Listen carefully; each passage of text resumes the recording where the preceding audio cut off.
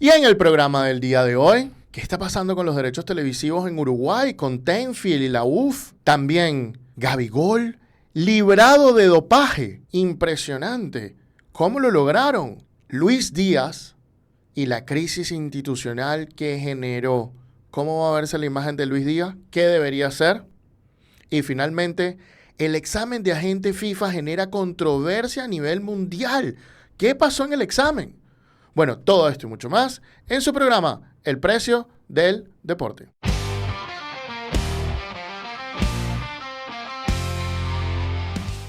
Esto es El Precio del Deporte.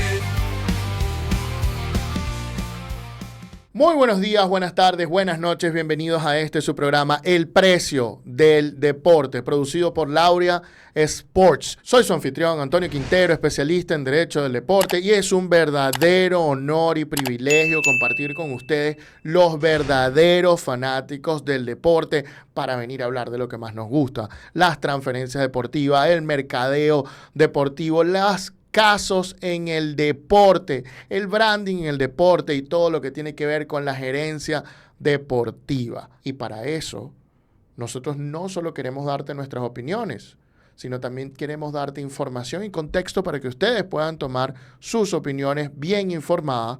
Y por ello está con nosotros el día de hoy la dama del derecho del deporte, Elena Mundará. Hola a todos y bienvenidos a una nueva edición del Precio del Deporte. También nos acompaña el pivote del mercado deportivo, Andrés Moró, mejor conocido como el señor Moró. Hola, ¿qué tal? Es un gusto y un honor saludarte. Y nos acompaña también desde Uruguay, en Montevideo, el mago del diseño y la identidad en el deporte, Brandon Buquet. Hola a todos, un placer estar de vuelta. Y por supuesto nos acompañan ustedes, quienes nos regalan un pedacito de su tiempo semana a semana para discutir de todo esto que es lo que más nos gusta, los verdaderos fanáticos del deporte. Muchas gracias por siempre acompañarnos. Bueno, muchachos, semana movida, ¿no? Semana de muchos temas interesantes. Uno de los temas interesantes es que el Caracas Fútbol Club, que, bueno, su performance deportivo no viene del mejor momento, ni viene en la mejor manera, pero en las redes sociales el Caracas Fútbol Club empieza a volver a destacar. Empezó a tener una campaña con una serie de posts informativos a través de una persona para humanizar más la marca. Luego de eso, que cuenta sobre los títulos y la historia del Caracas. Luego de eso, vemos cada vez posts más atractivos. Si bien es cierto, Caracas Fútbol Club siempre tuvo unas buenas redes sociales, en algún momento como que bajó de calidad, ¿no? Y ahora está como volviendo a subir. Y muy interesante los posts de... Ahora sacaron una canción de rap en honor al equipo con dos raperos de aquí, de Caracas. Entonces, oye, pareciera que la campaña de Caracas Fútbol Club en redes sociales empieza a mejorar. Están invirtiendo en vallas LED y oye, empiezan a igualar el trabajo de Rayo Zuliano, el trabajo del Carabobo Fútbol Club, que vienen haciendo cosas interesantes, al menos en redes sociales. ¿Cómo creen ustedes, Brandon, que esto está impactando o que esto le puede ayudar un poco al Caracas Fútbol Club? Sí, a mí me parece una estrategia acertada, sobre todo con la inclusión de la persona que lleva las redes sociales de una cuenta muy conocida en Caracas que se dedica a mostrar partes de la ciudad y experiencias en la ciudad de Caracas. Así que esa conexión entre esa cuenta y esta persona que es la imagen de esta cuenta con la institución, creo que tiene dos objetivos: llegar a un público más joven y conectar la ciudad con el equipo, cosa que poco a poco se ha ido perdiendo. Y creo que es una estrategia que ha funcionado bastante, creo que han tenido más alcance y ha generado como que un refrescamiento de imagen y de cómo se comunica la institución hacia la gente. Así que a mí me parece bastante bien. Sí, opino lo mismo, que Caracas Fútbol Club siempre como que llevaba la pauta o era muy innovador en muchos años junto a otros clubes, y poco a poco se fue quedando dormido y ahorita otra vez está haciendo cosas interesantes que seguramente van a replicar otros cuadros. Entonces me parece bastante bien que se preocupen de nuevo en hacer estrategias creativas y pensar un poco fuera de la caja. Claro que sí, esto con el Club 212 empieza a llamar la atención. Vamos a ver a dónde va, pero suena interesante. Pero ahora hablando del Mundial de Clubes y hablando de imagen, el otro día Enzo Maresca en rueda de prensa trató de justificar por qué el performance de equipos europeos no había estado al mismo nivel que lo de los suramericanos, y dijo que bueno, que el Chelsea había jugado 63 partidos, etcétera, etcétera, y un periodista brasileño se paró y le dijo, bueno, pero el Fluminense ha jugado 70 en la misma cantidad de tiempo que ustedes. Y bueno, dejó en evidencia a Enzo Maresca, el cual quedó callado. ¿Cómo te parece la participación de ese periodista, Brando? No, impecable. De hecho, lo hizo con mucho respeto. De hecho, esperó que el entrenador del Chelsea terminara de hablar porque cualquiera en su posición interrumpe y dice, no, no, mira, antes de que sigas hablando son 70. Pero me parece que deja en evidencia un poco cómo es el fútbol europeo en comparación al sudamericano, ¿no? El poco conocimiento que se tiene a veces, no por generalizar, pero es la mayoría, ¿no? Se tiene muy poco conocimiento sobre lo que ocurre de este lado del mundo y me pareció muy correcta la posición del periodista brasilero a decir, bueno, pero el Brasileirao juega muchos más partidos y los clubes de Brasil juegan mucho más. Y el entrenador no tuvo otra opción que quedarse en silencio, ya sintió y nada, yo creo que nos deja con eso, de que se subestima mucho el fútbol sudamericano y este Mundial de Clubes a mí me encantó porque te demuestra que hay nivel, que hay talento y que un club sudamericano puede dar una buena imagen a nivel internacional. Sí, y hablando de clubes y clubes sudamericanos, tenemos a una increíble presentación de un jugador, de un fichaje, una leyenda que regresa a sus orígenes, como es Di María con Rosario Central. Andrés, ¿qué te pareció la pieza? Sencillamente espectacular lo que hizo Rosario Central al jugar con las emociones del futbolista propio que se vio hasta con lágrimas de emociones y de felicidad por volver al club donde nació. También se hizo viral. Utilizó muchos elementos como el de la bicicleta, que es una de las cosas que más se narran en el documental de Di María, que que la mamá lo llevaba en la bicicleta para entrenar, de todas estas carencias que tuvo, y la bicicleta fue un elemento fundamental. Y habla sobre ese recorrido. Hicieron un buen storytelling muy interesante, muy atractivo, tanto que el jugador estaba visiblemente emocionado y le dio la vuelta al mundo. Simplemente espectacular, 10 de 10, excelente trabajo lo que hizo Rosario Central, por favor sigan así. Totalmente, el concepto de la bicicleta fue espectacular. Y hablando de temas de transferencias, ahora el baloncesto y los agentes tienen alguna novedad, porque recuerden que había desde comienzos de año está una nueva normativa de conflicto de intereses que ha sido suspendida y fue suspendida hasta julio, y luego en julio la prorrogaron la suspensión nuevamente hasta diciembre sobre esta normativa del conflicto de intereses. Elena, explícanos brevemente de qué está pasando en este tema. Bueno, mucho fútbol, pero ahora vamos a meterle un poco de baloncesto para variar.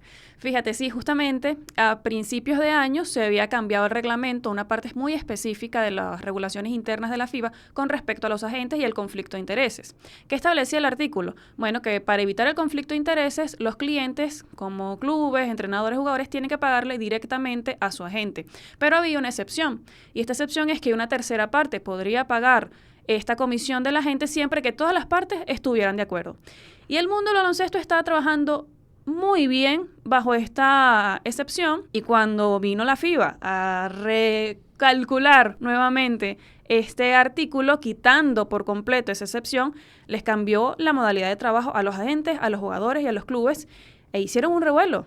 Se reunieron los agentes, están armando fuerza, de hecho amenazaron con unas instancias ordinarias por la posición dominante que tiene la FIBA, además de, sin consultarle, cambiarle prácticamente el modo de trabajo.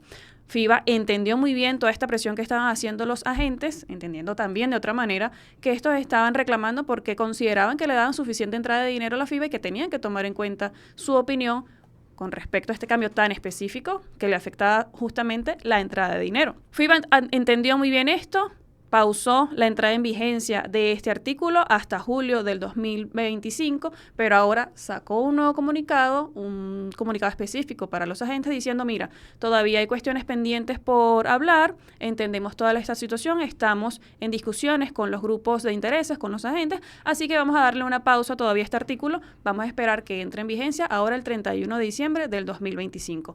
Veremos y estaremos aquí pendientes si el artículo se queda como se queda, que no lo creo, va a haber cambios seguramente, pero ahora tomando en cuenta la voz y la opinión de los agentes, que es parte importante justamente de este artículo. Y mientras tanto sigue aplicando el último artículo anterior de conflicto de intereses, que sí, que permite todavía que se hagan estos pagos, pero tiene que estar bastante bien documentado, tiene una serie de requisitos como que el tema de los impuestos, tiene que este pago ser declarado en impuestos del jugador, etcétera, etcétera, para que no existe conflicto de interés, porque ya hemos visto que con el artículo pasado, Elena, hubo algunos casitos por ahí que se destaparon, nos tocó ver, ¿no? Y nos tocó participar defendiendo a algunos clientes, ¿no? Sí, exactamente. FIBA tiene una guerra montada contra el conflicto de intereses. Se entiende justamente esta presión que está metiendo para regular de mejor manera este tema en específico, pero la voz de los agentes también es importante, la están tomando en cuenta y seguramente va a haber cambios interesantes que evidentemente vamos a comentar aquí también en el precio del deporte. Claro que sí, luego de estos breves pasamos al primer tema de esta semana. Y es que arde el fútbol uruguayo por los derechos televisivos. La lucha entre Paco Casal e Ignacio Alonso, presidente de la UF, y el ex tenedor, o bueno, todavía que tiene los derechos televisivos,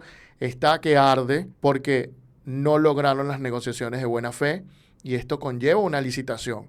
Pero bueno, este es el tema que Brandon nos trae el día de hoy. ¿Qué está pasando entre Tenfield y la Asociación Uruguaya de Fútbol? Puede haber un movimiento histórico en el fútbol uruguayo en cuanto a transmisión televisiva se refiere. ¿Y por qué digo esto? Porque Tenfield es el que tiene los derechos de transmisión de televisión del fútbol uruguayo desde el año 1998 y desde entonces se ha renovado sin ningún problema este contrato entre la AUF y Tenfield por los derechos de televisión, pero la relación entre la Asociación Uruguaya de Fútbol, específicamente con Ignacio Alonso y Paco Casal, dueño de Tenfield, que es una productora audiovisual, no ha sido la mejor en los últimos años. ¿Qué pasó? Este contrato que tenían vigente vence el 31 de diciembre del 2025 y tenían hasta el 4 de julio para hacer las negociaciones. Este periodo ya culminó y no lograron ningún acuerdo. Hay posiciones divididas y Tenfield sacó un comunicado donde dice que la AUF no actuó de buena fe, y aquí me voy a permitir leer parte del comunicado donde Tenfield dice: en primer lugar, manifestamos que la empresa cursó una primera oferta en cumplimiento del contrato vigente con la AUF para la comercialización de los derechos derivados de los torneos oficiales a disputarse por los equipos de primera división y segunda división profesional durante el periodo 2026 a 2029 por la suma de $30 millones anuales. De esos 30 millones, según las fuentes, son 25 millones por concepto de transmisión y 5 millones por merchandising. Luego dicen: en segundo lugar, lamentablemente el comité ejecutivo de la AUF no mostró intenciones de negociar, limitándose a rechazar la oferta trasladada por Tenfield recién 2 días antes de culminar la etapa de negociación directa, sin realizar ninguna contrapropuesta. Por último, la empresa se vio privada de presentar una segunda oferta durante el plazo de negociación directa con la AUF, en la medida que el comité ejecutivo resolvió suspender de último momento y sin ningún tipo de fundamento la reunión fijada a dichos efectos para el día jueves 3 de julio del 2025, lo cual no demuestra un actuar de buena fe. Luego de eso, el presidente de la Asociación Uruguaya de Fútbol hace no un comunicado, sino postea en sus redes sociales en conjunto con la AUF un video donde pone el siguiente mensaje: junto al comité ejecutivo hemos tomado una decisión trascendental. Por primera vez se licitarán de forma abierta y transparente los derechos de TV del fútbol uruguayo. Este es un paso firme hacia el fortalecimiento y construcción de un futuro más competitivo e independiente para nuestro querido deporte. Y por parte del video hay una frase que dice: una puerta a la competencia total. Pero ¿qué pasa aquí? Aquí hay distintas posturas, ¿no? Y en estas negociaciones habían dos muy fuertes. Una que era llamar a la licitación, que era lo que más se esperaba y lo que terminó por pasar. Y esto es una postura que mantienen tanto la AUF como Nacional, que el Club Nacional, que se mantenía como en una postura neutra, pero esa postura neutra básicamente es que se lleve a licitación y se consiga la mejor oferta, y algunos grupos de interés. Y luego estaba la postura de los que querían que se renovara con Tenfield y lograr un consenso sin tener mucha polémica ni nada. En este sentido, esta postura la lidera Peñarol y varios clubes del fútbol uruguayo. En todo esto, lo que pasó fue lo primero, ¿no? Se va a llevar una licitación. ¿Y qué pasa aquí? Es lo que se veía venir, porque a mí me parece que esto se parece mucho a lo que pasó con los derechos de la exclusividad del uniforme o la equipación de la selección de Uruguay, que por cierto, el día de hoy estamos a 10 de julio, cuando se graba este programa, a las 10 de la mañana, por fin se va a lanzar a la venta la camiseta Nike de Uruguay, y se va a hacer a través de la tienda de la AUF Store, ni siquiera por la tienda Nike, o al menos eso no es lo que se ha anunciado, así que veremos. Entonces a mí me parece que esto es un déjà vu de lo que pasó con el tema del uniforme. Y es que yo creo que todo se basa en un tema de control. Yo creo que Alonso ha demostrado en los últimos años y cada vez quiere tomar un poco más el control de los ingresos y de cómo se llevan los negocios en el fútbol uruguayo, y Tenfield tenía mucho de ese control. Incluso en el año 2016, que creo que es la primera vez que se rompe esa dependencia de Tenfield, tanto Diego Lugano como Luis Suárez lideraron un movimiento donde querían recuperar el control de la Mutual Uruguaya de Futbolistas Profesionales, que básicamente es como el organismo que se encarga de defender los derechos de los futbolistas uruguayos. Luego, en 2021, se crea AUFTV, que es una productora independiente de la Asociación Uruguaya de Fútbol, donde empieza a transmitir partidos de la selección nacional, transmite eliminatorias, transmite partidos del fútbol local, y allí vemos como poco a poco le va diciendo a Tenfield de cierta forma, cada vez te necesito menos o cada vez quiero independizarme más. A partir de esto se han generado las propuestas de algunos candidatos. Y ya con esto termino y le doy el paso a ustedes, muchachos. Los candidatos que suenan para entrar a la licitación por los derechos de transmisión son Disney, que ya tiene parte de los derechos de transmisión, pero Disney Plus transmite el fútbol uruguayo a través de Tenfield. Luego está Tigo, que es esta empresa de telecomunicaciones paraguaya que ya compró los derechos del fútbol paraguayo y ahora quiere también adquirirlos de Uruguay. También hay que recordar que Tigo compró Movistar en Uruguay, así que se está metiendo muy fuerte en el mercado uruguayo. Y luego está Antel, que vendría siendo la empresa de telecomunicaciones del Estado, algo similar a lo que vendría siendo CanTV en Venezuela, y tiene mucho dinero para ofertar. Y nada, aquí todo el mundo está interviniendo, aquí todo el mundo está opinando, y la verdad ha sido bastante tenso y denso el tema de los derechos de transmisión, y veremos qué pasará. Recordemos que a pesar de que no se logró un acuerdo, Tenfield tiene una cláusula donde todavía puede igualar o superar una oferta, pero para eso tiene que entrar en la licitación. Para poder igualar y aprovechar su derecho de dar la última palabra o la última oferta, deben decir que entran también en el proceso de licitación, muchachos. Bueno, yo lo que he visto, Brandon, después de que me has mandado esto, también he hablado con colegas, he sabido mucho de la situación en Uruguay, o me he enterado por diversas fuentes, no solo por los artículos periodísticos. Esto se está convirtiendo en un show. O sea, uno saca un comunicado, el otro hace un video. Además, el video es como nos liberamos y esto. Y yo te voy a decir algo. Si bien es cierto que la lucha de Paco Casal, el control y el poder absoluto que él tenía pudo haber sido muy tóxico y era muy tóxico, hay que ver también a dónde va ahora AUF, porque del lado de Nacho Alonso también hemos visto cosas muy tóxicas. Por ejemplo, porque esta es una narrativa y la gente quiere entrar en una narrativa donde este es el bien y este es el mal. Y yo no sé hasta qué punto uno es bueno y otro es malo. Yo creo que esto es algo como entre el mal peor.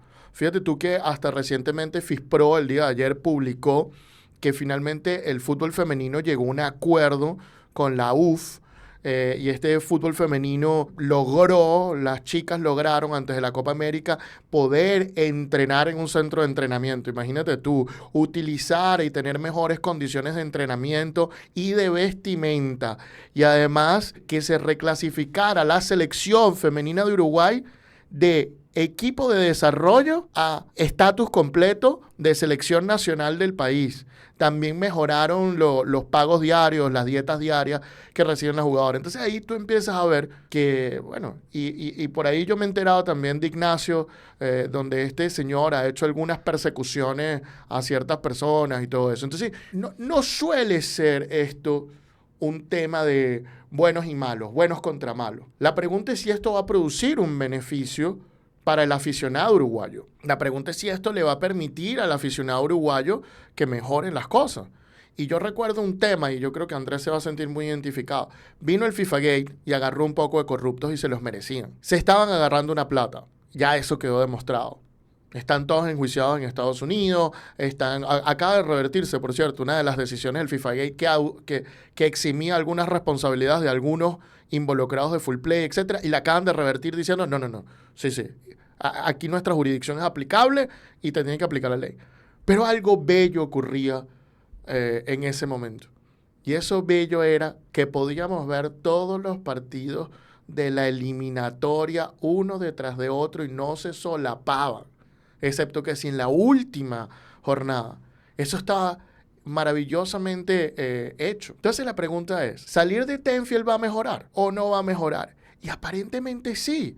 Indican los medios comunicativos en Uruguay que Tenfield paga 17 millones y que los derechos del fútbol uruguayo están valorados en unos 47 millones, de 47 a 65. Entonces, claro que aquí pudiera haber una mejoría para el fútbol uruguayo. Justamente, uno analizando y uno leyendo los medios de comunicación uruguayos, ellos dicen que una de las causas que hubo trancas en la negociación fue por 20 millones de dólares de diferencia entre lo que quería pagar Tenfield versus las expectativas de la Asociación Uruguaya de Fútbol. Ya por acá hay un dinero que no cuadra en la caja, por supuesto, hay un tema. Segundo, hay un tema político, porque esta lucha de político de ver si quién es el bien, quién es el mal y poner a tu rival en un lado de la acera o del otro y empezar con todo este tema ideológico, por supuesto, esto es 100% político por el control de la tenencia de la federación y hacia dónde quieren dirigir el fútbol uruguayo en los próximos años. Pero además, todo este conflicto está causando un daño muy, muy grande para el fútbol uruguayo y para las personas que lo miran de afuera. También va a hacer que pueda bajar su valor considerablemente y aquí no hay ganadores. En este momento no veo ganadores, sino veo, lamentablemente, daños y daños y daños a las instituciones, al fútbol uruguayo, que es una cuna de jugadores de fútbol de nivel mundial y de impacto internacional, pero no veo una solución pronta y tampoco veo que esto esté beneficiando al fútbol uruguayo en ningún motivo. A mí también me causa curiosidad, es esta guerra de comunicados que se presentan cuando pasa algo de este estilo, ¿no?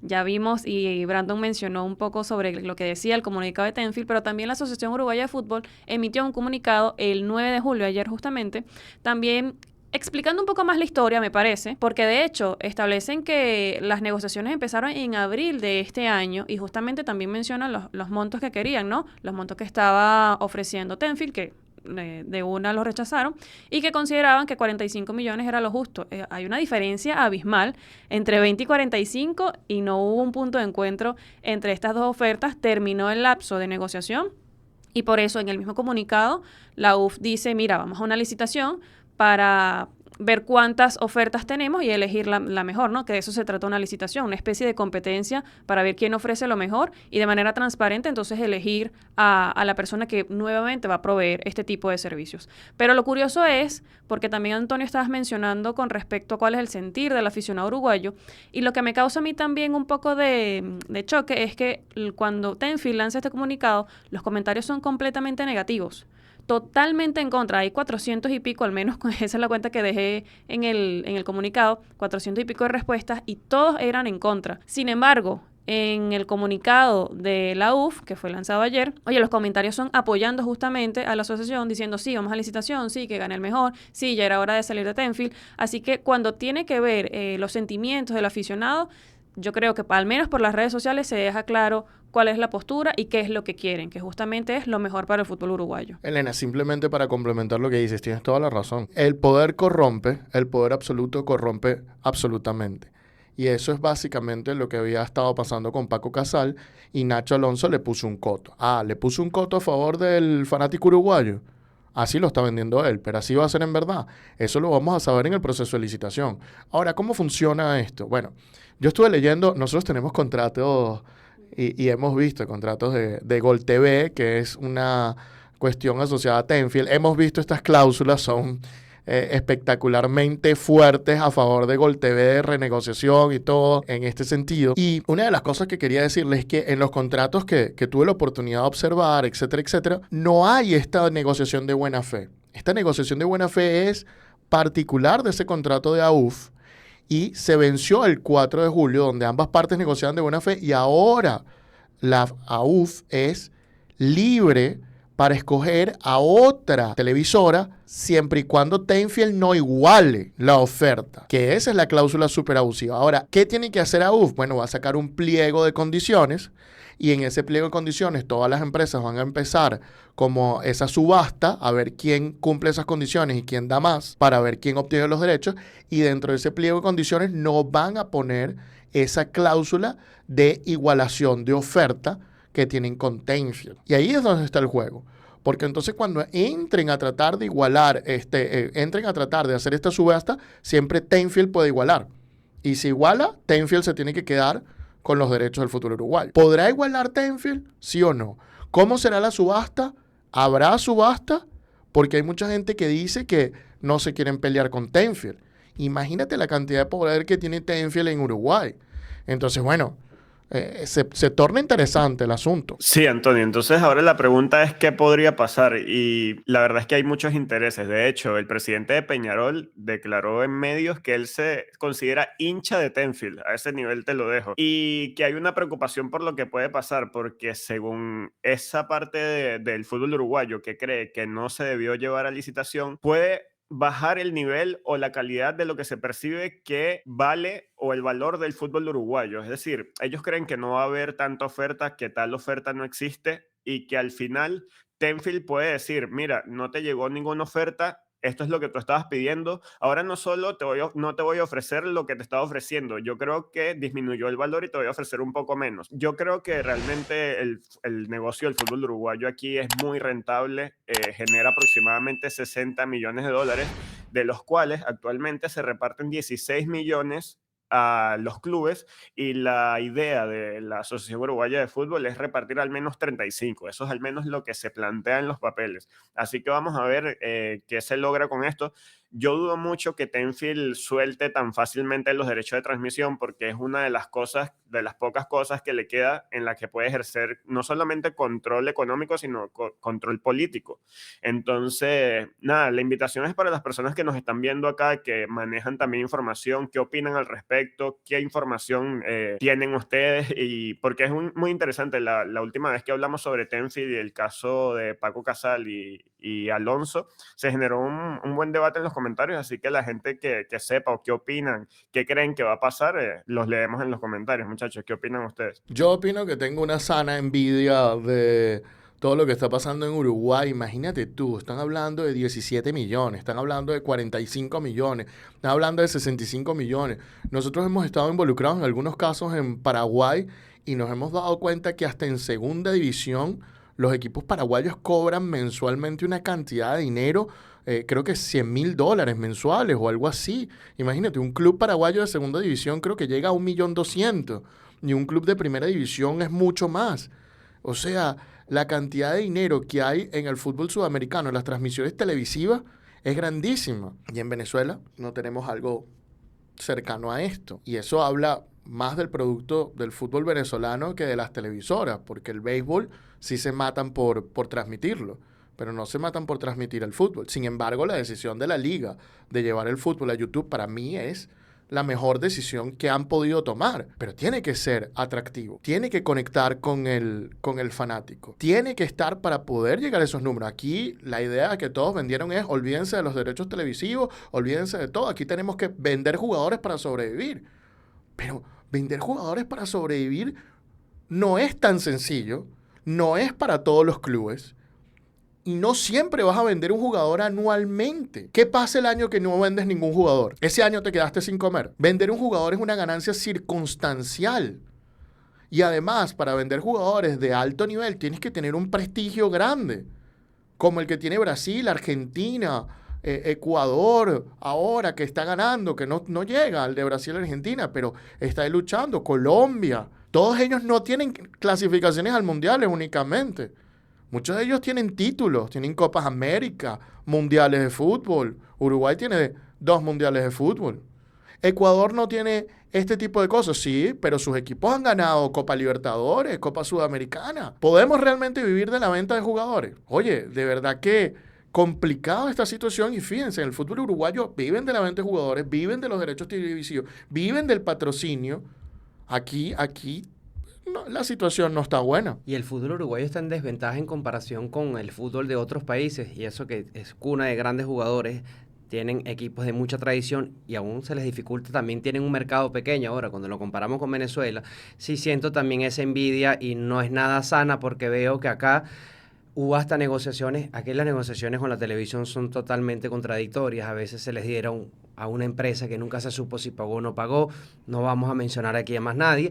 Ahora, lo común es que los equipos de fútbol en Venezuela le pagan a las televisoras para transmitir el producto, entonces no estamos yendo nada bien. Si vemos en Europa, una de los principales fuentes de ingresos es la televisión. Ahora no ha sido la principal para muchos clubes, pero es la que te da la puerta para que tú consigas conceptos de patrocinio, consigas patrocinadores que te puedan aportar a tus arcas y además poder tener un ingreso fijo anual para tú ajustar un presupuesto y no depender de la venta de un crack que no sabes si va a salir hoy o no va a salir nunca. Pagaron, Andrés, pagaron un momento hoy, como está en YouTube, la producción es propia de ellas, etcétera, etcétera, etcétera, ¿no?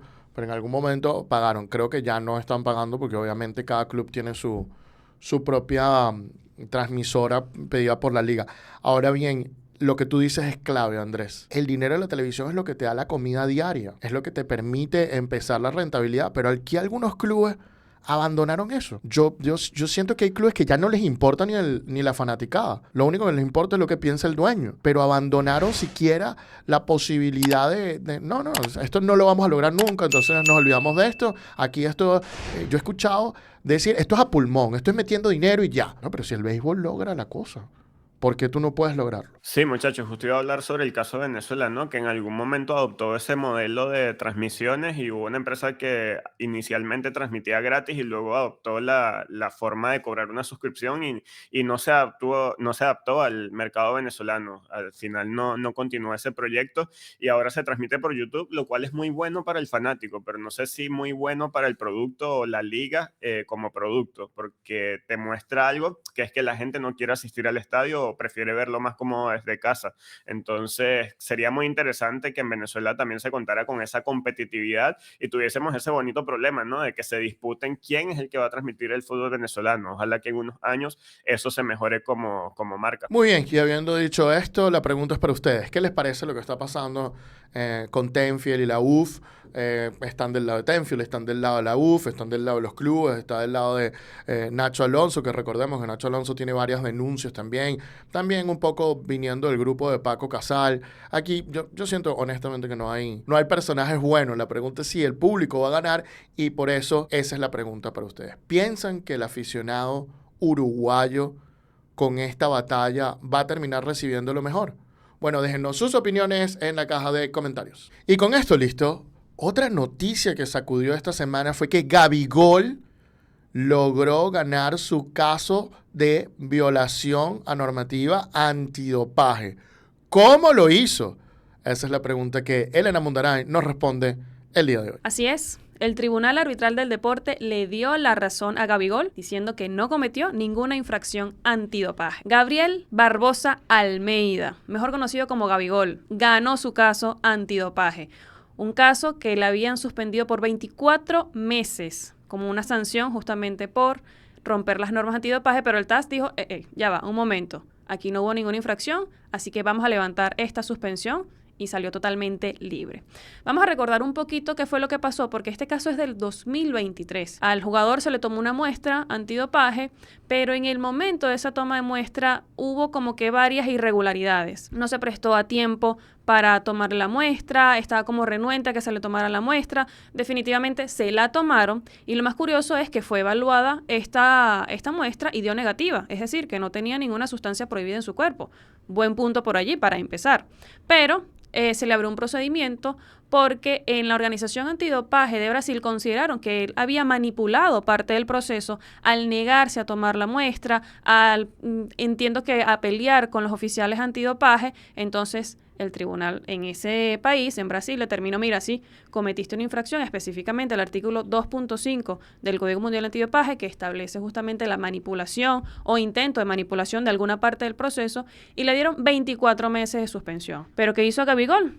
Afortunadamente apeló su caso, de hecho solicitó una medida cautelar en donde no se aplicara esta suspensión mientras durara el proceso. Él no estuvo suspendido, pero ya tenemos la decisión final. Y si bien no está pública, por lo menos el TAS emitió un comunicado diciendo, mira, habíamos evaluado el caso y el panel determinó que si bien la conducta de Gabigol durante la toma de muestra antidopaje no fue de todo cooperativa, no tuvo una buena intención, aún así no se incurrió en ninguna violación antidopaje. Es decir, ninguna manipulación por parte de él y lo más importante, como dije, su muestra dio negativa. Es decir, si hubo una muestra, si se le evaluaron, salió negativa, aunque hubo unas cositas allí durante el proceso, el panel determinó, mira, de acuerdo a todo lo que vimos acá, No hay ninguna infracción. Así que, por lo tanto, no hay ningún mes de suspensión y, curiosamente, este año ya finalmente tiene su decisión y es que no cometió ninguna infracción y está totalmente libre de cualquier proceso antidopaje. Qué historia la de Gabigol, ¿ah? Todo empieza con estos compañeros que los llaman como a hacer este control antidopaje fuera y luego de que esto pasa, él como que le llega y le dice, mira, que te tienes que hacer un control y que qué, no sé qué, empieza a protestar, llega a refunfuño, pero el quid del asunto, y esto es lo más importante explicar para todos los atletas venezolanos que nos están viendo, es que Gabigol se molesta o donde la empieza a perder es porque llega al control antidopaje. Y discúlpenme que yo sea el amarillista del grupo y que Elena no lo contó, pero es que esta es la parte puntual. Y en el control antidopaje le dicen, bueno, tienes que ir a hacer pipí en este frasquito, como le dicen a cualquier atleta. Y Gabigol va al baño y de repente un oficial lo sigue. Y esto es normal, porque hay gente que se mete tubitos por la uretra para colocar orine falso. Entonces, es normal que vaya un oficial contigo a ver que tú no vas a colocar un orine que tienes escondido. Entonces, va a acompañarlo este tipo, pero a Gabigol eso le molestó pero ¿cómo me vas a estar viendo? ¿Pero qué te pasa a ti? Y eso fue lo que generó el problema, ¿no? Claro, porque el atleta no lo entiende y lo ve así como que, ¿pero por qué me estás viendo?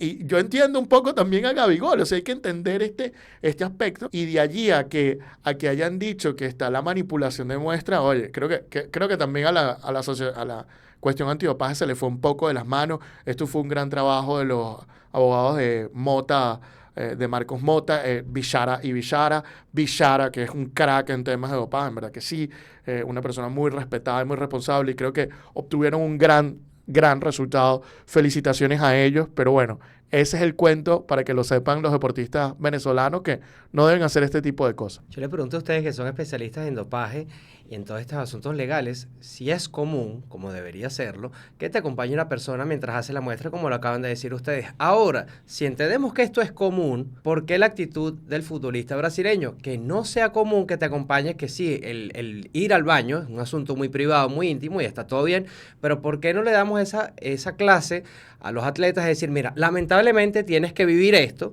y son cosas del sistema y como profesionales lo tienen que tener normalizado y tenerlo muy común adentro, ¿no? Entonces, mi querido Gabigol, como dicen ustedes los brasileños, nao es brincadeira. Mira, Andrés, muy bien que traigas esta pregunta a colación, porque sí, efectivamente pueden estar acompañados de un oficial del control antidopaje porque justamente se tiene que dar cuenta que tú no estés metiendo algún líquido en esa muestra, que no le estés alterando. Y por eso es que se fueron por este artículo de manipulación, porque entendieron que había una cuestión allí irregular durante el proceso que se le estaba tomando la muestra al jugador. Y de hecho, en esta parte quiero citar, ya que lo mencionas, Andrés, sobre esta pregunta, lo que dijo el comunicado del TAS, que si bien no tenemos la decisión, repito, el comunicado es espectacular porque nos deja ver cuál fue más o menos los argumentos y cuál fue el desarrollo de este caso. Y dice lo siguiente el comunicado. El panel enfatizó que dicho comportamiento podría haber constituido una infracción de las normas antidopaje si los oficiales del control de dopaje hubieran notificado al señor Barbosa adecuadamente o se hubieran adoptado una estrategia más contundente, advirtiéndole que no tolerarían demoras en su visita al puesto de control de dopaje ni ningún tipo de comportamiento obstructivo. Nuevamente, hay todo un proceso de la toma de muestra antidopaje. No sé si ustedes se acuerdan, de hecho, cuando le estaban tomando una muestra de dopaje a Maradona, que él sale agarrado con la enfermera, porque tienes que ir acompañado de un oficial de dopaje, tiene que estar viéndote en todo momento cómo vas a suministrar la muestra para que no haya ningún tipo de manipulación o de alteración, que no puedas influir en la toma de muestra. Y esto lo tienen que saber los futbolistas, lo tienen que saber todos los deportistas, porque es parte del proceso. De hecho, esto me recuerda también al caso de Sun Yang, el nadador deportivo, que su caso también fue emblemático por este mismo artículo, el 2.5, que es manipulación. En este caso de Sun Yang, un atleta que estaba acostumbradísimo a tomarle muestras antidopaje, además en plena audiencia le preguntaron, ¿cuántas muestras antidopaje has dado tú en tu vida? Y él dijo muchísimas, demasiadas, a veces por meses eran unas cuantas, pero él se molestó con el oficial antidopaje, le tomaron la muestra y aún así la destruyó. Dicen, de hecho, que con un martillo rompió la muestra antidopaje. Y oye, por este caso, evidentemente, él sí fue sancionado. Hubo todo un revuelo después porque uno de los árbitros del panel había comentado sobre cuestiones especialmente de los chinos, comentarios xenófobos. Hubo otras cuestiones tras bastidores de este caso, pero lo importante es que se determinó que sí hubo una manipulación de esta muestra porque la destruyó, porque la rompió. Evidentemente, al romper eso, estás alterando por completo el proceso, dando a entender de que, bueno, de que algo había en esa muestra que no querías tú que te la revisara.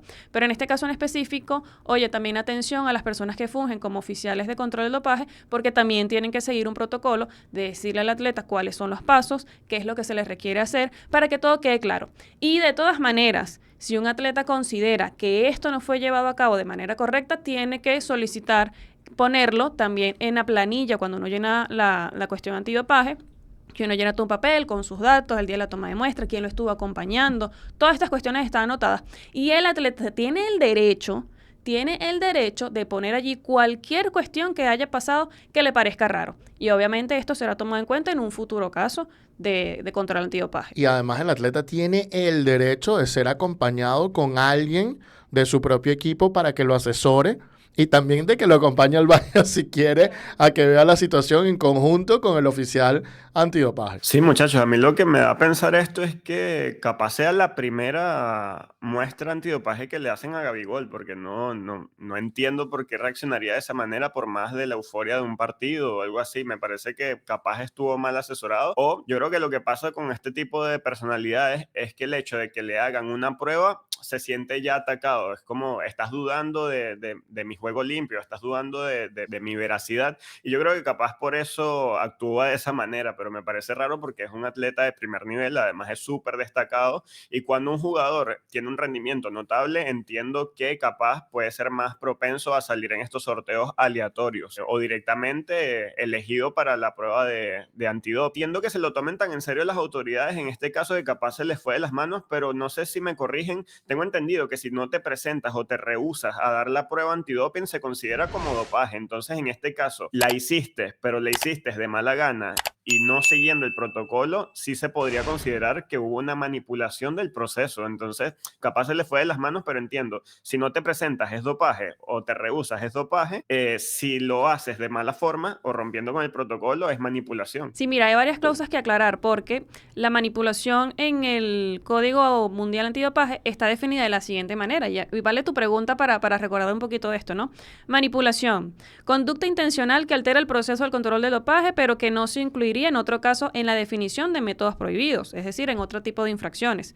Se considerará manipulación, entre otras conductas, ofrecer o aceptar sobornos con el fin de realizar o dejar de realizar una acción, evitar la recogida de una muestra, influir en el análisis de una muestra o hacerlo imposible, falsificar documentos presentados a una organización antidopaje, comité de autorizaciones de uso terapéutico o tribunal de expertos, obtener falsos testimonios de testigos o cometer cualquier otro acto fraudulento ante la organización antidopaje o la instancia de audiencia para influir en la gestión de los resultados o en la imposición de sanciones, y cualquier otra injerencia o intento de injerencia similar e intencionada en cualquier aspecto del control del dopaje. Y tomando en cuenta esta definición del código, por eso es que el panel llegó a la conclusión, mira, la actitud que tuvo Gabigol y sus hechos no encuadran dentro de esta definición de manipulación, así que por lo tanto no lo puedo imponer una sanción porque no está irrumpiendo, no está infringiendo ningún artículo del Código Mundial Antidopaje. Así que si bien esto no está especificado en el artículo como tal de manipulación, sí está en las definiciones, en el anexo 1 del Código Mundial Antidopaje,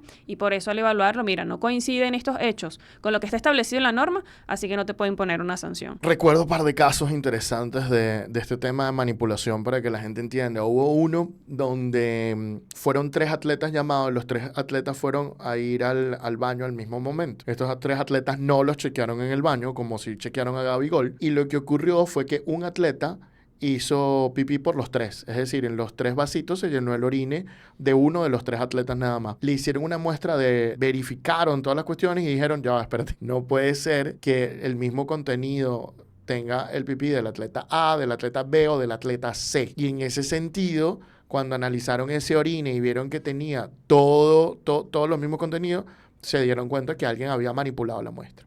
En otro caso fue peor, porque un tipo agarró y directamente echó whisky en el orine para destruir el orine. Imagínense ustedes las cosas que uno llega a ver en dopaje. Pero el peor de todo fue esto no me acuerdo si fue en unos Juegos Olímpicos o en una competencia en Europa. Este era un atleta yo no me acuerdo qué país, si era de Rumanía o de Hungría. Y lo cierto es que lo llamaron a dar una muestra, pero el oficial antidopaje no lo agarró y lo llevó, etcétera, etcétera. Y el tipo agarró y cuando no se dieron cuenta, agarró su carro y se fue para su país. Y condujo como 8 o 9 horas y llegó a su país. Y creo que el oficial antidopaje, no estoy seguro de esto, pero creo que lo persiguió y llegó al país. Y cuando llegó al país se formó una manifestación y el oficial antidopaje no pudo pasar la manifestación y no se pudo hacer la muestra antidopaje y este atleta fue suspendido, obviamente por la no realización de la prueba y que se considere manipulación. Pero en el caso de Gabigol, si tú te fijas, fue de mala gana, y está bien, hay que comportarse y hay que regañarlo para comportarse. Pero al final dio la muestra, al final la muestra salió negativo, es decir, no hubo ningún problema. Entonces tú dices, oye, ¿por qué meterle 2 años por estar de mala gana? Ya el juicio fue un castigo suficientemente grande, haber tenido que pagar abogados, haber tenido que pagar expertos, haber tenido que pagar fees de abogados para todo esto. Creo que es un castigo suficientemente grande para lo que hizo Gabigol. Y además de lo curioso, ¿no? Porque se le toma la muestra al atleta, sale negativo y aún así tiene una infracción o una supuesta infracción a las normas antidopaje. Por eso es que tienes que también tener, como atleta, un buen abogado, especialista también en estos temas, alguien que te oriente, porque no solamente basta con tener una muestra antidopaje negativa. Hay otro tipo de infracciones y fíjense que en el caso de Gabigol, si bien le tomaron la muestra, si bien salió negativo, mira, aún así la organización antidopaje en Brasil le dijo no, 24 meses de suspensión a pesar de todo el contexto. Pero bueno, para recapitular y para ya finalizar esta parte, como atleta tienes que seguir un protocolo cuando se te va a tomar una muestra antidopaje.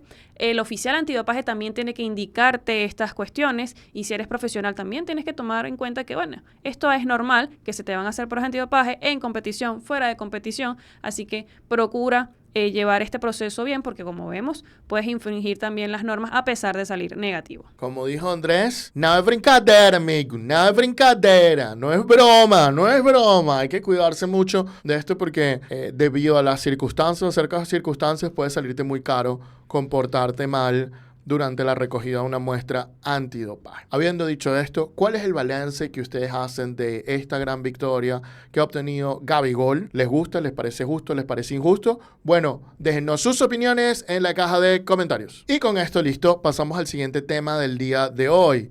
Y es que desafortunadamente Luis Díaz fue visto en una situación de festejo justo al mismo tiempo que su compañero Diogo Jota murió en un trágico accidente y esto trajo un problema de crisis reputacional grandísimo para este atleta. Y nosotros nos preguntamos aquí, ¿qué puede hacer este atleta para mejorar su reputación después de semejante error? Luis Díaz debe estar como el meme que sale acostado en una cama y decir, no debía hacer eso. El futbolista colombiano tiene más de 7 días en el ojo del huracán, tanto de aficionados del fútbol mundial, porque no es solo colombiano, sino también de los ingleses y de ciertos sectores de Latinoamérica, y además siendo hostigado por medios de comunicación tanto británicos como de su propio país. Pero ¿qué fue lo que pasó para que el futbolista esté tan involucrado mediáticamente? Pues lamentablemente les voy a contar una cronología de sucesos para que puedan entender un poquito si no sabes el cuento aún.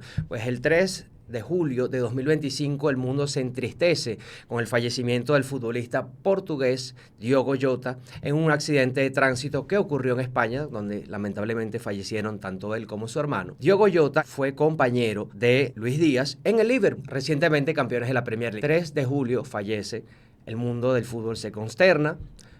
De hecho, el propio Luis Díaz hizo una publicación en sus redes sociales el mismo 3 de julio, donde le dedico unas palabras muy emotivas, muy bonitas, pero ¿qué pasó de ahí para que sea funado y reciba tanto hate? El 4 de julio comenzaron a salir imágenes y videos del futbolista en un acto en Barranquilla, si no me equivoco, discúlpenme si no acerté el lugar indicado, con influencer y streamer y esta comunidad de creadores de contenido de internet y se le vio visiblemente contento. El 5 de julio, un día después, es el funeral del futbolista portugués y el futbolista colombiano no estaba. Entonces, esto hizo mucho ruido tanto para los fans de Liverpool, para los fans del fútbol colombiano, para los colombianos en sí, y se armó este tema y le creó una crisis reputacional muy grande, que todavía después de una semana se sigue hablando de Luis Díaz, más de lo que hizo que del futuro deportivo que probablemente va a cambiar en los próximos días. Pero yo les pregunto ahora a mis compañeros, de la manera más humana y sencilla, cuando vieron esto de lo que pasó con Diogo Jota y con él, con el funeral, todo esto, ¿qué fue lo primero que se les vino a la mente a ustedes cuando vieron esto por las redes sociales? Terrible, terrible. Una situación de cero empatía con tu compañero de equipo y una falta de compañerismo, sin duda alguna. Sí, una falta de respeto, una falta de lealtad, una falta de amistad, así lo vi yo. Sí, en pocas palabras, cero tacto y poco empático con la situación. Me parece que está un poco disociado de la realidad del jugador. Me pareció terrible. Bien, esa es la opinión de ustedes, viendo lo más inmediato de lo que sucedía en ese momento. Y ahora vamos a entender que los atletas, los deportistas, si eres atleta, te puede gustar este video y te puedes quedar para que puedas entender qué puedes realizar y hasta qué punto puedes formarte y cuánto apoyo necesitas en una situación como esta, porque estos eventos de crisis, de gestión de crisis, estos eventos de crisis de reputación son eventos totalmente inesperados. Y los futbolistas, los deportistas en sí, son marcas personales y se ven gravemente afectadas cuando reciben esta ola de comentarios negativos y cuando pasan tantos días recibiendo críticas y más críticas. Lo primero que les voy a decir es que lo que dijo Antonio fue que que hubo falta de empatía. Por supuesto, eso es una de las cosas que más se quejan los aficionados. Y si uno se va al post de él en Instagram, ve la cantidad de comentarios negativos es abismal, tanto en inglés como en español, de personas de todo tipo de nacionalidades. Fueron muy duros con este futbolista. Entonces, hay una crisis de reputación, hay un dolor del hincha porque no hubo empatía y tampoco hubo coherencia entre la publicación de luto, que el luto es algo muy serio para todo el mundo, incluyendo para los colombianos, para los ingleses también. No hubo coherencia entre lo que se vio en el post y el día siguiente, que se vio de otra manera más sonriente, más atractiva, y además que no asistió al funeral. Él no fue el único futbolista que no asistió. Por ejemplo, Alisson Becker tampoco asistió al funeral, Mohamed Salah tampoco asistió. Pero cuando no hay una coherencia entre tu publicación, entre tu vida social, siendo una imagen pública, lamentablemente te vas a encontrar, cuando no hay este tipo de congruencia, con una ola de comentarios y de críticas negativas. ¿Qué podemos hacer al respecto? ¿Qué puede hacer Luis Díaz al respecto? Bueno, él comenzó a hacer varias cosas.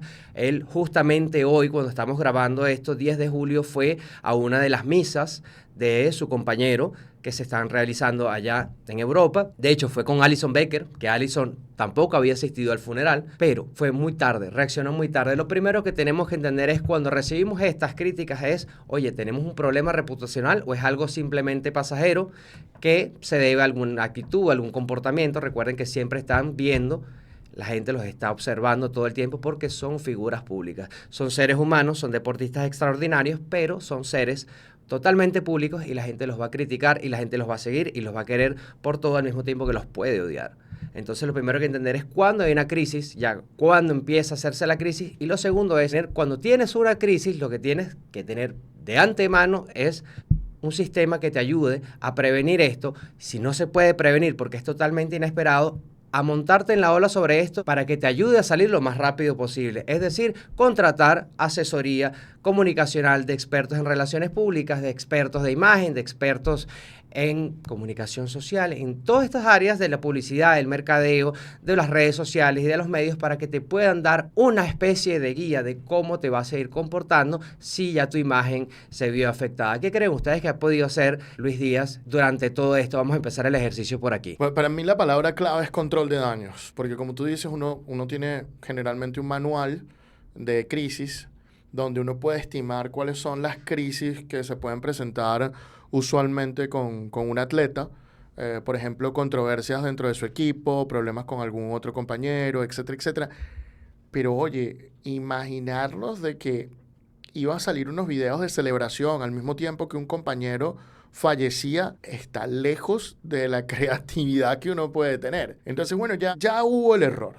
Y ya es imposible que tú pienses de que puedes reconstruir la imagen de la persona o puedes ayudar a a reconstruir la imagen de la persona al mismo nivel. Y hay que aceptar que hay un costo. Entonces entramos en fase control de daños. Y en fase control de daños, lo primero que hay que hacer es disculparse de forma, tiene que ser una disculpa sincera para empezar, que esto es parte del asunto. No solo una disculpa sincera, sino que además de ser una disculpa sincera, no puedes estarle echando la culpa a otras personas, ¿no? Porque es que este me dijo, a menos que haya un contexto realmente malo que te haya hecho hacer esto, tú verdaderamente, tu disculpa no puede apuntar a más nadie. Tiene que ser, me disculpan, me equivoqué, esto pasó, me agarró un poco de sorpresa. Yo ya estaba en la fiesta de repente y yo ni siquiera estaba viendo. No sé exactamente qué fue lo que pasó con Luis Díaz, pero contextualizar un poco y disculparte simplemente, sin mirar para otro lado, sin buscar a otra persona. Y además tomar en cuenta un factor súper importante que es el tiempo, ¿no? Porque ha pasado ya una semana, lamentablemente, del fallecimiento de Jota, y no hemos visto todavía ninguna declaración, ningún intento, aunque sea por parte de Luis Díaz. De hecho, Andrés, me parece curioso que mencionaras que había ido a una de las misas del jugador. Sinceramente, yo no había sabido de esa noticia porque me siguen saliendo, son críticas, me siguen saliendo, son cuestiones negativas en contra de Luis Díaz, justamente porque la gente todavía lo siente con mucho dolor, ¿no? Porque se supone que eran amigos, que eran compañeros de trabajo, que eran compañeros de equipo, que había una lealtad, que había una amistad de por medio, que Jota también lo apoyó en uno de los episodios más tristes que ha tenido Luis Díaz con respecto al secuestro de su papá, que le extendió también su mano, su cooperación, su ayuda, su empatía, y que no haya recibido lo mismo es con lo que la gente se queda.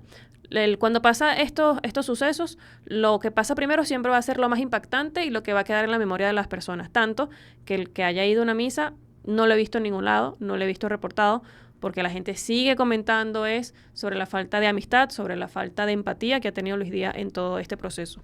Y además, que me parece también muy curioso, es que ni siquiera haya limitado los comentarios en el post en Instagram, porque a pesar de que los primeros comentarios eran, sí, ustedes eran muy amigos, no sé qué, ahora los comentarios son abismales en contra de Luis Díaz, como dices tú, en español, en inglés, en todos los idiomas posibles, porque la gente entiende que oye, que hubo una falta, que hubo al menos falta de empatía, y nada, están desbordados los comentarios en esa publicación, y me parece curioso que no lo hayan limitado. Me parece que además hubiese sido parte de la estrategia al menos limitar los comentarios en esa publicación para que no siguieran desbordándose, porque allí la gente está expresando cualquier cosa, pero entendiendo justamente de qué se trata, ¿no? Yo creo que el factor importante es el tiempo de reacción y además qué medidas tienes que tomar en cuenta, como por ejemplo, no sé, limitar los comentarios en este tipo de publicaciones en las redes sociales. Sí, yo creo que la clave de todo esto es el manejo que se realizó o el manejo que llevó Luis Díaz ante la situación, ¿no? Porque cuando lo comparas con otros casos como el de Rubén Neves y Joao Cancelo, capaz tú me puedes decir, no, es que estaba cumpliendo con compromisos laborales en Colombia y esta actividad, este torneo de generadores de contenido era parte de su trabajo. Pero está el caso de Rubén Neves y Joao Cancelo, que el día anterior estaban jugando un partido del Mundial de Clubes y se veían realmente afectados durante el minuto de silencio, y al día siguiente estaban en el funeral. Y de hecho, Rubén Neves fue uno de los que cargó el ataúd de Diogo Jota. Y luego está el tema de Cristiano Ronaldo, que también se ausentó, también portugués, compañero, amigo, pero de alguna forma hizo saber que su ausencia se debió a que desde el funeral de su padre, él no quiere asistir más a funerales porque no se quiere convertir en el foco de las noticias y de las cámaras. Y le pareció una falta de respeto para con la familia de los jugadores. Entonces, yo creo que por eso se ve como falta de empatía, falta de tacto.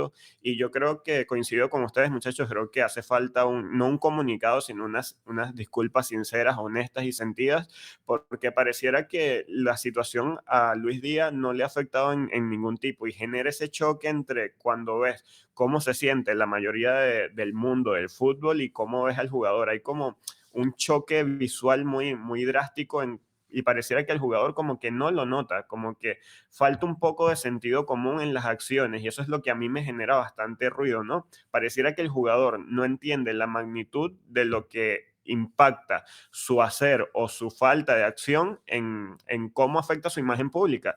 Y si le puede afectar en algo es que las marcas y los equipos, instituciones, acuerdos comerciales se fijan mucho en la imagen pública. Y yo creo que esto es en donde le puede pasar factura a corto o mediano plazo. Fíjate que estabas hablando de casos de futbolistas que asistieron al funeral, por ejemplo, y otro está el de Darwin Núñez, que si bien entiendo, según lo que reportaron los medios, es que falleció su abuelo unos días antes también del fallecimiento de Diogo Jota, y él fue para allá, fue de Uruguay, y se fue para allá otra vez a Europa para estar en el funeral de su compañero, ¿no? En gesto de solidaridad.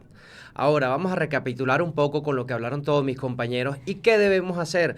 Lo primero, esencial, es fundamental, es tener una asesoría. Lo segundo es medir clave el tiempo, porque el tiempo lo es todo. Tercero, como dijo Antonio, pedir disculpas es lo más importante. Creo que una de las acciones más humanas y más empáticas que podemos tener es que cuando nos equivocamos, pidamos perdón, pero no solo decirlo por decir, sino que también hay que tomar acciones para que esas disculpas de verdad sean sinceras y que se haya visto como una acción involuntaria que quedó de esa manera. Ya después, entendiendo todo esto, pues empezamos a la fase de acciones para controlar los daños, para minorar esos daños, para hacerle un seguimiento hasta ver hasta cuándo fue suficiente, teniendo en cuenta lo que ocurrió y que la imagen vuelva a ser positiva, pero que siga siendo empática y coherente. ¿Qué te puede perjudicar a ti en este tipo de casos como a Luis Díaz? Bueno, la relación con el club es fundamental, lamentablemente no sabemos en qué está, se dice que se va del club, pero por negociaciones de otro tipo, ahora se deja entrever,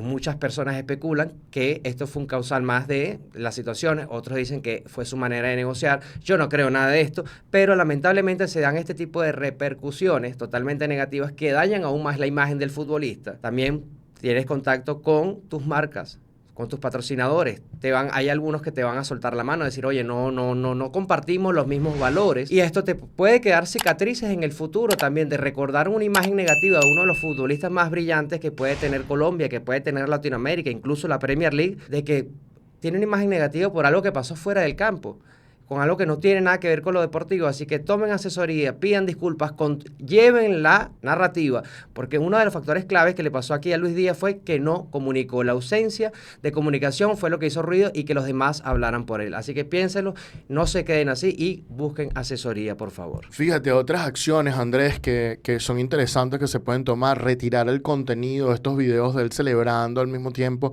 buscar la forma de retirarlo. A veces es muy difícil porque ya una vez que sale ese contenido no regresa, ¿no? Entonces, difícil. Acciones de reconciliación, seguir con las disculpas. Eso de la misa fue una muy buena acción. Contactar directamente con la familia de Diogo Jota y disculparse directamente con ellos. Eso es otra buena cuestión. Hacer donaciones de repente que puedan ayudar con temas de accidentes de tráfico, campañas, etcétera, etcétera. Y muchas veces una de las cosas que uno tiene que hacer es apagarse durante las redes sociales, después de hacer todas estas acciones, apagarse, retirarse y volver poco a poco y ir volviendo a ganar poco a poco. Al final, los deportistas también están muy vinculados a su actuación en el campo de juego. Puede ser que Luis Díaz vuelva, marca un triplete, clasifica a la final de una Champions League o hace alguna gesta grande, importante y empieza el perdón. Le pasó a David Beckham, y David Beckham, después de esa tarjeta roja en el año 98, donde fue expulsado y le cayeron encima fuertemente, agarró y poco a poco lo arroparon las Spice Girls, lo arropó el Manchester United, empezó a crecer y poco a poco David Beckham, paso a paso, logró cambiar las opiniones sobre él, y eso que en cada campo de Inglaterra que iban, lo destruían. También le pasó a Cristiano Ronaldo con una expulsión de Wayne Rooney en el Mundial de 2006. Entonces, ha pasado muchas veces y esto poco a poco se recupera, y luego David Beckham terminó haciendo que esto se olvidara con un golazo ante Grecia que clasificó a Inglaterra al Mundial. Luego, Cristiano Ronaldo ganó una Champions League con el Manchester United y hizo olvidar esto. Y es que estas cosas pasan también. Este momento es duro y es un momento de castigo, pero poco a poco, tanto acciones dentro del campo como acciones fuera del campo, como empezarte a aportar de una manera correcta, van encauzando este curso. Y ahora la pregunta es para ustedes: ¿qué les parece esta acción de Luis Díaz con respecto al fallecimiento de Diogo Jota? ¿Cómo lo evalúan ustedes lo que hizo? ¿Qué creen que debe hacer ahora? ¿Cuál creen que debe ser su castigo? ¿Es este suficiente castigo? Bueno, déjenos sus opiniones en la caja de comentarios. Y con esto listo, pasamos al siguiente tema del día de hoy. Y yo quiero que se metan en una historia. Imagínense que ustedes tienen un año esperando para presentar un examen. Durante ese año han estudiado varios meses, 7 meses, 8 meses y ustedes se preparan. Son largas noches, son días largos. Es combinar estudio y trabajo fuertemente y es tener una meta. Tengo que pasar el examen. Me preparo para el examen. Tengo mi equipo técnico, es un examen online.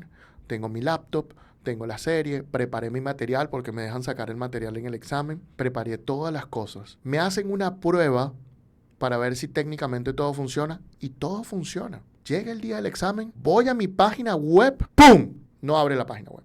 Empieza el nerviosismo. Tengo 60 minutos para el examen. Intento contactarme con la organización, en este caso la FIFA. La FIFA me responde, me dice, ya vamos a ver qué pasa, pero no responden, no resuelven. Empiezan, siguen comiéndose los minutos. 30 minutos, 15 minutos, 10 minutos, desesperado, no hay nada. No presenté el examen. 1 año de trabajo perdido a la basura. Esa fue la situación justamente que algunos agentes de fútbol encontraron en la presentación del último examen de agente FIFA el 18 de junio de este año. Y es que, señores, la FIFA cambió la forma como se presentaba su examen y tuvo que utilizar una nueva plataforma técnica. Y teniendo en cuenta eso, la FIFA cambia la manera de presentar el examen porque antes tú ibas a un lugar que la federación de tu país o del país donde tú estás domiciliado te proveía y ahora la FIFA te permitía presentar el examen en tu casa. Pero eso sí, no te puedes copiar, lo que significa que la FIFA tiene estrictos protocolos para chequearte, desde que se prenda la cámara, desde que haya micrófono, desde lo que puedes leer y lo que no puedes leer, desde todo van a chequear, para ver que no estás haciendo trampa, para ver que no es otra persona que está viniendo a hacer esto. Y esa nueva plataforma, en conjunto con que ahora es un solo examen anual, el año pasado fueron 2 y el antepasado fueron 2, ha llegado a muchísimas críticas sobre este examen, pero el día de hoy lo que vamos a analizar es qué tanto se equivocó la FIFA y qué tanto se equivocaron los agentes. ¿Es el culpable de toda la FIFA o hay culpabilidad también de los agentes? Y esta es más o menos la situación que está pasando. Sí, Antonio, tú narrabas la situación y yo me trasladé a las inscripciones en la Universidad Central de Venezuela, porque realmente era así y la frustración me llegó a pasar, ¿no? La frustración de que el sistema no respondiera y se acabara la franja horaria en la que yo tenía que hacer ese trámite, te ponía a sentir adrenalina. No imagino cuando hay un tiempo de estudio invertido, dinero invertido, capaz algunas personas se trasladaron a algún sitio para presentar el examen de forma óptima, que la FIFA, precisamente eso, ¿no? Se llevó a este tipo de evaluación, a este tipo de examen, porque justamente se estaba tratando de evitar que la gente se copiara en un lugar físico o que tuvieran que viajar hasta un lugar para presentar o rendir el examen y que luego la plataforma no responde y se vean afectados los aspirantes, la verdad es que debe ser bastante frustrante. Y lo que me parece que no estuvo un poco bien, no sé si me corriges tú más adelante, Antonio, que la solución que se dio es que, bueno, vas a poder presentar el examen nuevamente sin ningún costo, pero ahora tienes que esperar cuando yo haga el examen nuevamente, que tengo entendido que hay dos exámenes por año. Entonces, capaz allí la gente está perdiendo tiempo, se retrasa en su proyecto laboral o retrasa las ideas que tienes y no por culpa tuya, sino por culpa precisamente de la institución que garantiza que tú tengas la licencia. Entonces, tengo entendido que en algunos países capaz sí se dio la opción de presentar el examen en una fecha alternativa, pero muchas otras personas tenían ese momento para presentar y ahora tienen que esperar un proceso nuevo y volver a estudiar para que no se te olviden las cosas y volver a presentar. Así que a mí me parece un error de la FIFA, no del aspirante. Oye, la FIFA ha tenido una revolución en cuanto a los agentes, ¿no? De los últimos años, que ha cambiado todo el sistema, ha hecho de todo. Ha habido mucha controversia sobre este tema. Ahora vamos a ver lo siguiente. Haces un examen, si se te cae la conexión, pierdes por completo esa posibilidad de hacerlo, de aprobarlo, que está tu trabajo en riesgo. ¿No les parece uno que es un poco drástico? Pero entiendo también, que lo hablamos incluso acá en el programa, de que personas se copiaron utilizando TeamViewer, utilizando otro tipo de herramientas. Entonces, ¿cómo llegar a un punto medio que pueda favorecer tanto a los aspirantes a agentes como a la FIFA para que pueda tener un buen control de que la gente no se esté copiando y no esté haciendo trampa? ¿Cuál creen ustedes que es este equilibrio perfecto que podría ser para no perjudicar a nadie? Yo diría que ese equilibrio es que justamente en este momento se está tratando de conseguir, porque pasaron de un sistema físico que dependía de las federaciones, de la sede de ellos o de lugares en donde se establecían para presentar el examen, ahora depender de la persona que va a presentar el examen, de tener una buena conexión, de hacerlo desde su casa, desde su oficina, con un buen equipo. Y creo que esto es más un ensayo y error, porque cambiar de sistema drástico obviamente te afecta. Que hayan presentado estos errores obviamente tienen que ser evaluados para ver si fue culpa del sistema, si fue culpa de la plataforma, si fue culpa de las personas que no entendieron bien las instrucciones, porque he visto muchos comentarios de personas que pudieron ingresar al link, que pudieron ingresar a hacer la prueba, a los 6 minutos se les presentó un problema y no pudieron ingresar. Evidentemente hay una de las normas que dice, mira, si te sales de la presentación del examen, no lo puedes volver a retomar. Entonces habrá que determinar primero, evaluar si fue un error de la plataforma, si fue un error de la gente. Yo creo que hay maneras de verificarlo con tanta tecnología que hay puesto en esta cuestión. Y después determinar, mira, ¿vale la pena seguirlo haciendo así? ¿Vale la pena volver al sistema anterior? ¿Vale la pena hacer ajustes? Y en caso de que sí se tenga que hacer ajustes, tengo que darles yo como FIFA una oportunidad a los agentes para que presenten si fue mi culpa, si fue mi intención. Entonces, primero, es una evaluación del panorama. Tenemos que tomar en cuenta cuáles fueron los errores, qué pasó. Y eso no lo vamos a tener una respuesta al día siguiente de la presentación del examen, porque hay que hacer una evaluación con expertos, una evaluación con estas personas especializadas en tecnología y en la plataforma para ver, evidentemente, si fue culpa de nosotros o no. Y después dar una información, un informe sobre todo esto. Y bueno, decidir si se va a repetir el examen, si se va a dar una oportunidad o si ya queda para el año que viene. Pero ahorita estamos, veo yo, en una fase de ensayo y error. Diste en el clavo, Elena. Y antes de comenzar a explicar por qué diste en el clavo, quiero decirles que FIFA no es 100% la culpable, FIFA no es 100% la víctima, los agentes no son 100% los culpables, ni son 100% las víctimas. Aquí hay un poco de todo. Y esa es la verdad, más allá de lo que han querido hacer ver hasta cierto punto, ¿no? ¿Cuáles fueron los fallos reportados? Fíjense, me pude leer unos posts de varios agentes, pero hay uno que me gustó mucho, de un agente, Jawad Dangwana Mustafa, que hace en LinkedIn. Muy bueno, él resume varios de los fallos que se han reportado. Dijo, hay fallos en el sistema, donde hay gente que reportó que hubo fallecitos pequeños en el sistema al entrar. Hubo otros que dijeron, falló totalmente el software, aquí no funcionó. Luego, reporta fallos interesantes que dice que hay preguntas que tenían ciertas opciones escritas y que luego, cuando dieron las respuestas, esas opciones cambiaron. Luego hay otras que dicen que hubo preguntas que no tenían respuesta correcta y cuando entregaron la evaluación, quitaron una de las respuestas y agregaron la correcta. También nosotros sabemos que aquí en Sudamérica muchos de los exámenes no han estado correctamente traducidos, llevando al candidato a error. Entonces, hay varios errores. ¿Cómo funciona este examen? Vamos a empezar por allí. Este es un examen de 20 preguntas, donde para aprobarlo tú tienes que pasar 15 preguntas. Tienes que tener correctas 15 preguntas. Esas preguntas son preguntas muy técnicas legales, y ahí yo creo que eso lo voy a conversar luego. Creo que la FIFA, ahí ese es un error de la FIFA, el nivel de profundidad que le piden a la gente, que tiene que tener conocimiento de los reglamentos deportivos. Y luego, si tú pasas esas 15 preguntas, pues aprobaste el examen. Durante el examen puedes sacar los materiales y puedes sacar los reglamentos de la FIFA, etcétera, para consultarlos, pero tienes 60 minutos. No puedes hacer pausas, no tienes tiempo para ir al baño, no puedes hacer nada. Son 60 minutos conectado en tu computadora y tu computadora tiene que tener una serie de requisitos técnicos. Pude ver la situación de varios agentes y les comento. La verdad es que algunos agentes no cumplían con los requisitos técnicos que pedía la FIFA para poder acceder al examen. Y se quejaban y decían, pero ¿por qué yo tengo que comprar una laptop nueva para presentar el examen de agente FIFA? Bueno, porque la FIFA te está dejando presentar el examen en tu casa, pero tiene que verificar que tú no te vas a copiar. Y si tú tienes una laptop o una computadora que no cumple con los requisitos técnicos o el internet no cumple con los requisitos técnicos de esta situación, entonces simplemente no vas a poder acceder a esta opción de presentar el examen. Si yo me inscribo para presentar un examen, yo tengo que cumplir con los requisitos que se me piden para poder presentar el examen. Entonces yo puedo entender que haya candidatos a los que la FIFA le diga, no, pero es que tú no cumpliste las reglas. No es que yo me equivoqué. No es que mi plataforma se equivocó. Es que tú no estabas usando el navegador correcto. Es que tú no tenías el internet correcto. Es que tú no tenías la cámara correcta y el micrófono correcto. Y eso es una parte de los agentes. También entiendo que hay otra parte de los agentes que cumplieron con todo esto e igual no funcionó. Mandaron su queja a FIFA y FIFA les proporcionó la oportunidad de representar el examen. Brevemente, de forma rápida, en un lapso rápido.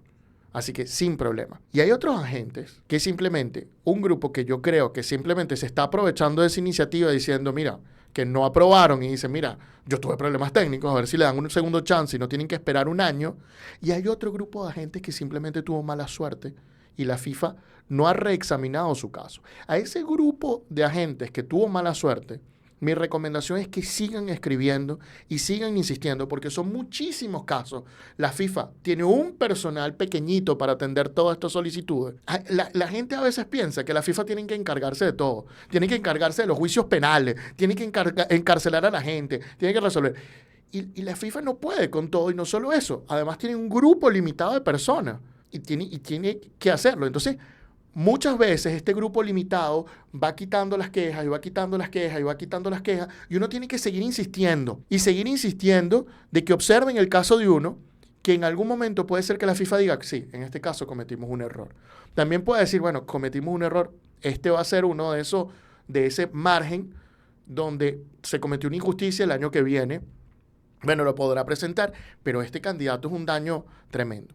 Mucha gente me ha preguntado, hay personas que me han preguntado, ¿se puede hacer algo? ¿Se puede mandar? ¿Se pueden hacer cuestiones? Sí, se pueden hacer, pero ¿vale la pena realmente hacerla?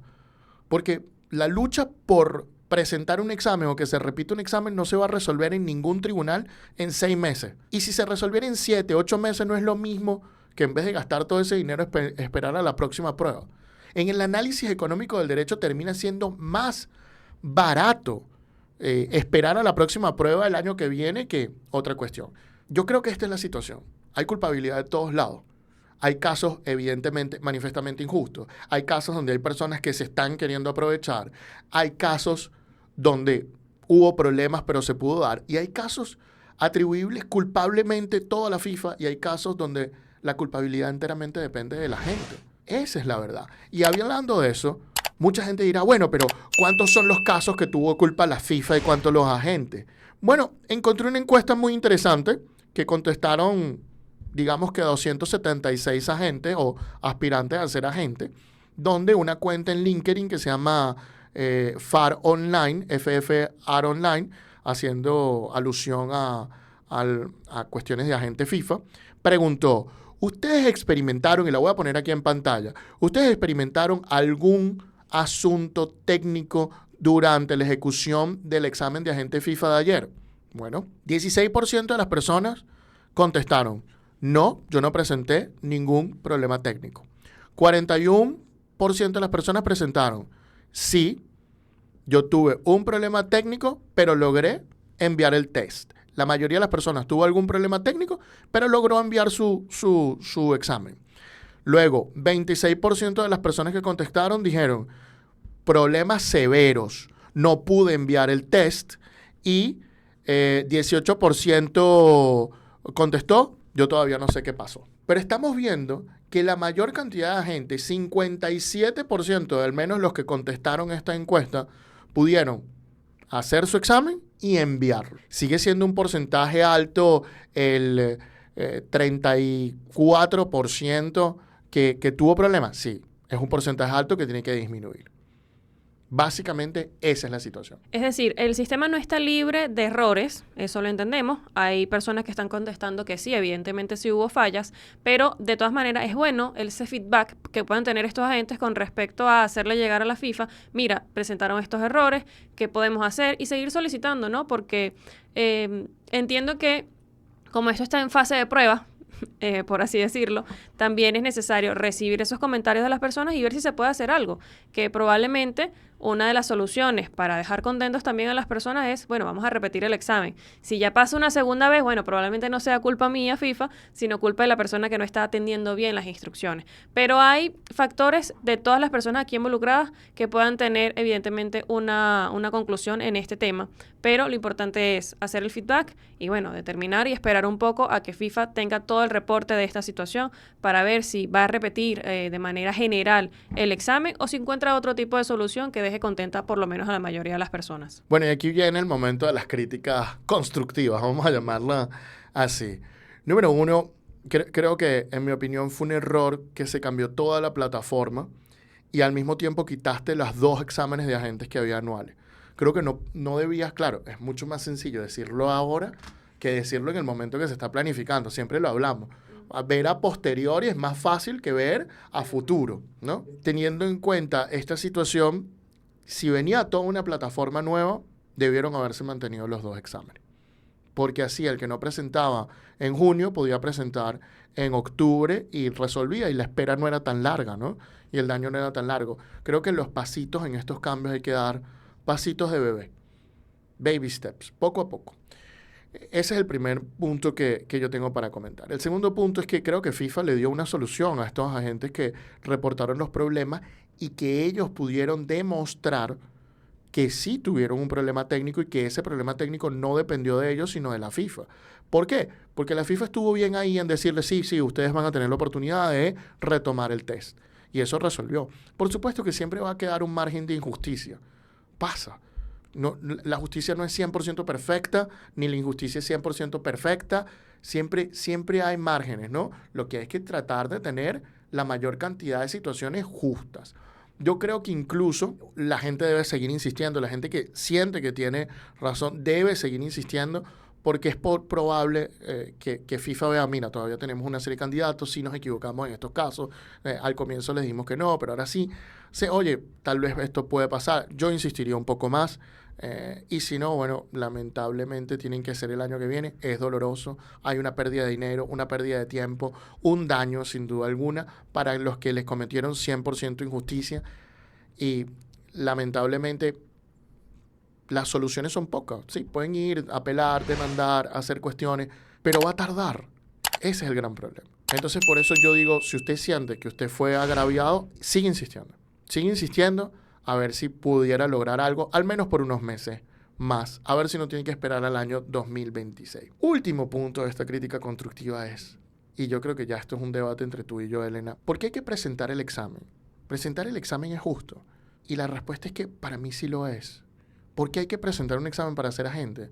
Porque estamos garantizando un mínimo de calidad para los clientes de ese agente. No lo he dicho yo, lo ha dicho la decisión Lauren Pio del Tribunal Europeo de Justicia. Y eso nunca es malo para los jugadores de fútbol y para los entrenadores. Eso es muy positivo. Para mí ya la duda no es si hay que presentar un examen o no para obtener la licencia. Para mí la duda es si las preguntas tienen que tener un nivel de tecnicismo tan elevado.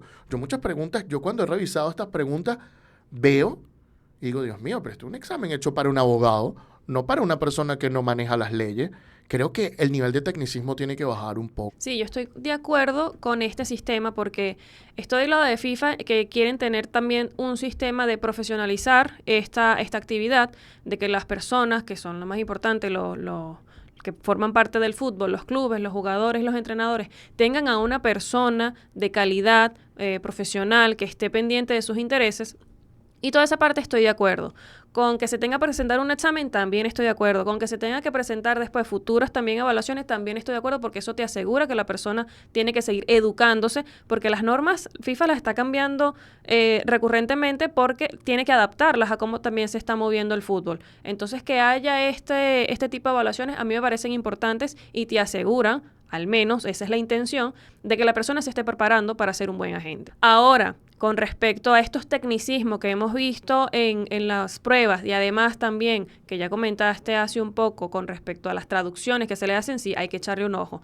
Evidentemente no todo va a ser perfecto, hay mejoras que se pueden hacer y una de esas es en cuanto a las preguntas que entendemos, que estos agentes a veces no están especializados en derecho, no son abogados, tampoco deberían serlo, pero sí tienen que mostrar un alto nivel de conocimiento de las normas, pero hay que tomar en cuenta que, oye, hay unas preguntas que son muy, muy estilo abogado, que sí las vas a saber responder, pero alguien a lo mejor que no está familiarizado del todo con normas, con leyes, puede que no le vaya tan bien. Así que con estas cuestiones de tecnicismo y sobre todo también de traducción que hemos visto, hay que, sin duda, mejorarlas. Básicamente esto es lo sucedido en el examen. ¿Cuál es el balance que ustedes hacen de esta situación? pues bueno, déjennos sus opiniones en la caja de comentarios. Y con esto listo, hemos terminado el programa del día de hoy. Muchísimas gracias por acompañarnos, ustedes los verdaderos fanáticos del deporte. Por favor, si les gustó, comenten, denle like y compartan. Y si les gustó mucho, suscríbanse y denle a la campanita. Estuvo trabajando para ustedes el día de hoy la dama del derecho del deporte, Elena Mondaray. Gracias a todos por su tiempo y nos vemos en una próxima edición del Precio del Deporte. También trabajó para ustedes el pivote del mercadeo deportivo, Andrés Moró, mejor conocido como el señor Moró. Nos vemos en la próxima y gracias por compartir con nosotros. También estuvo trabajando para ustedes el mago del diseño y la identidad en el deporte, Brandon Bouquet, desde Uruguay.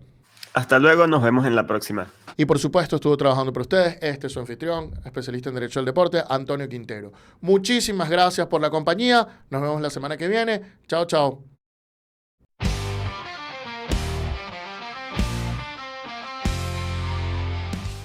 Esto es el precio del deporte.